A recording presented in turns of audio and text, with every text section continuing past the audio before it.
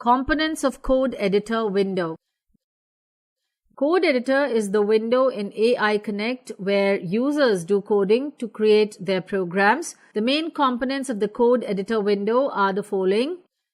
Block palette. It is a category of color-coded blocks that we can drag to the script area. Reset. It is used to reset the scripts on clicking. AI Connect. AI Connect is present on home page. Run. It is used to start the code or test it on clicking. Script area.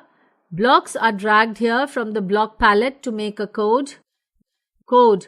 It is used to check the text code of the blocks in a script on clicking. Console. It is used to check the outcome of the code. View. It is used to switch between block or textual view of the code. Login or logout. It is used to log into an account or log out.